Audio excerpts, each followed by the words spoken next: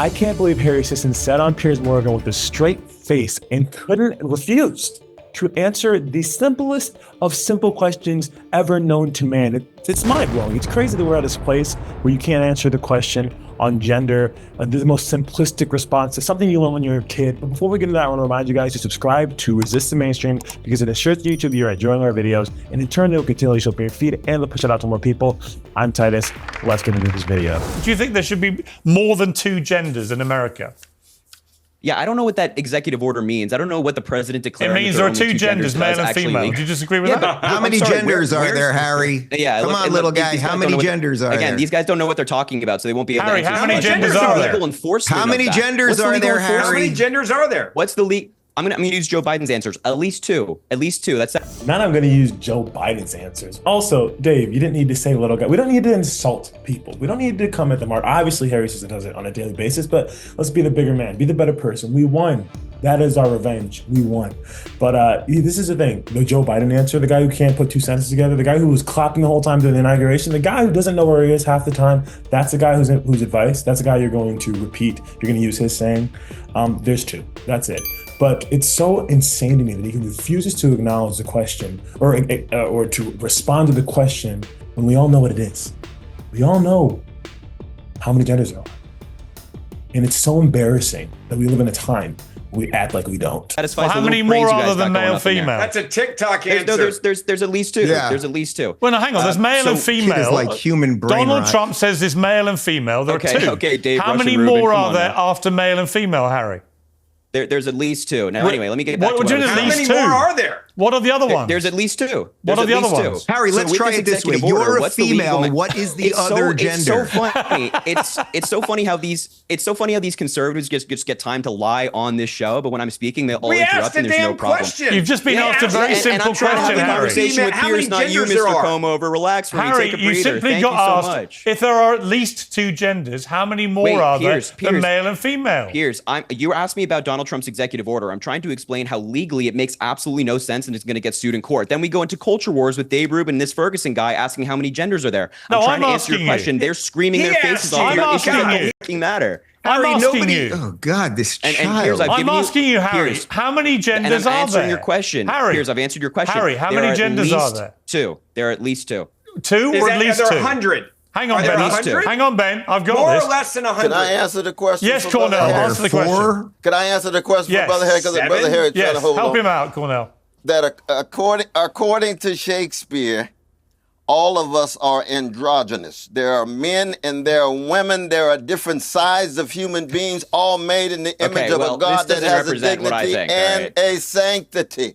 And if you're going to try to start demonizing precious trans folk, then I'm going to be fighting. But it's not. But okay, Cornell, I agree with them. I agree with them.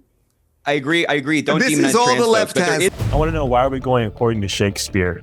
Guy came in looking like the Black Albert Einstein, spouting out some nonsense. It's such a simple question.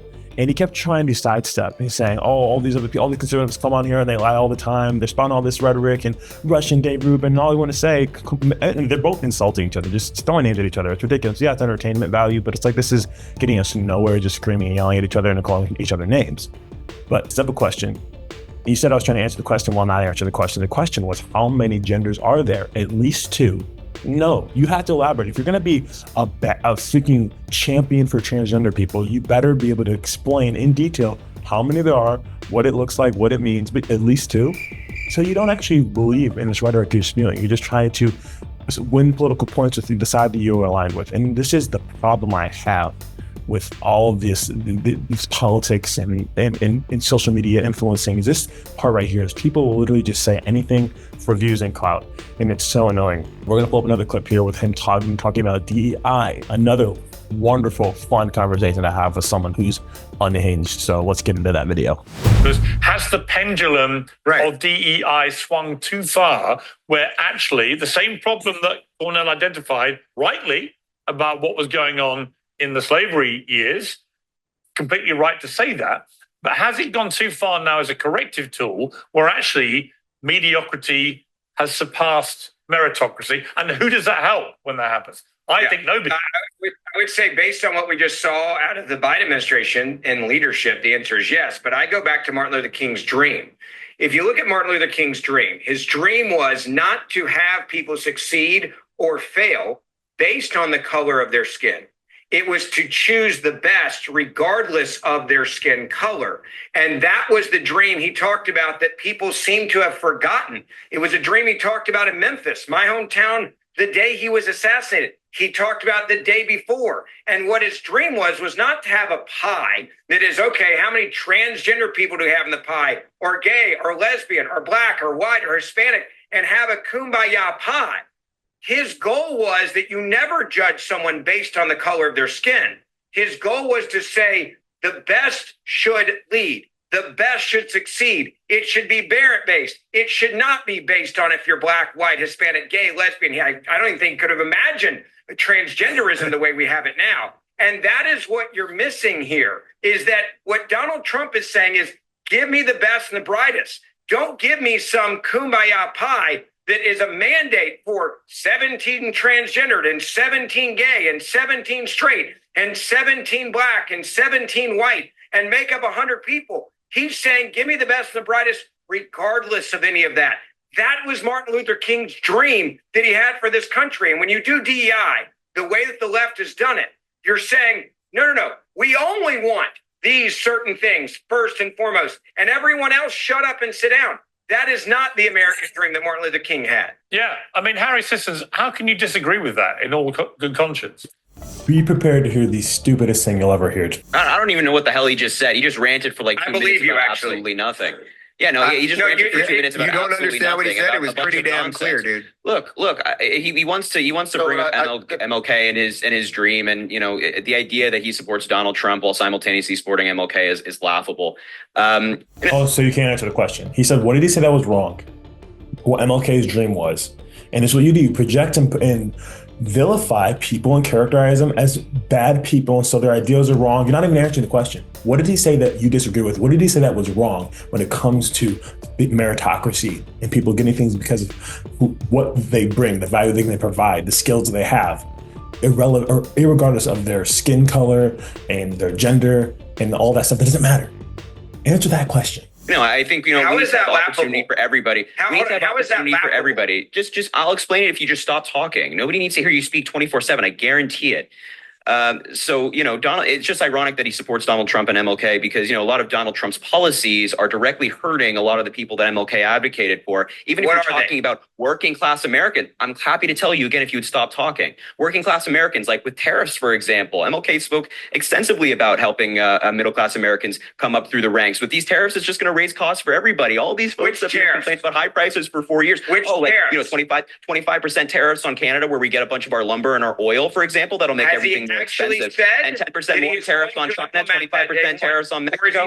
My God, this stuff is going. Every major economist agrees that this stuff is going to raise prices. So when you're saying, I support MLK and I support Donald Trump, please acknowledge the hypocrisy of yourself. And also have some self-control. Have some self-control Look to at not what was interrupt said in people all the Canada's time. newspapers today. If you look at what you just said today, what you don't understand is it's called leverage. And if you look at the markets today, they're responding to the idea that there's not going to be a 25% tariff on oil and liquid natural gas. Really, coming because out of Canada. Donald Trump just talked about the one big bill he wants to pass when he gets into president before he took office, and he said that tariffs were included in that. He's not implemented anything that you just described. So wait, is Donald Trump lying? Implemented Is Donald Trump lying? Is Donald Trump lying about putting in tariffs then?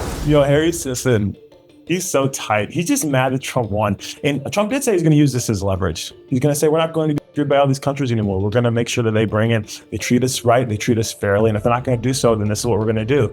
And ultimately, we saw what he did with tariffs in this first administration. He did a good job. The cost of everything didn't go up for us. That was the Biden administration. As a matter of fact, things are lower. Things are more affordable. It was better under the Trump administration. And I believe he's going to do the exact same thing again. And this is just, he just is literally pandering to the left, pandering to their talking points, infuriated because of the loss they had, the massive loss they had. When in reality, we should be all trying to unify and help each other open our eyes to whatever falsehoods we may believe. And this guy is just refused to. He's just there to fight, argue, scream, yell, and be a mouthpiece for progressive ideals. And it's super annoying and frustrating. But anyways, if you guys enjoyed this video, make sure to comment down your thoughts below. I want to know what you guys are thinking. Tell me if Harry's an L or a W. I think I already know what you're going to think, but I'll see you guys on the next one. Peace.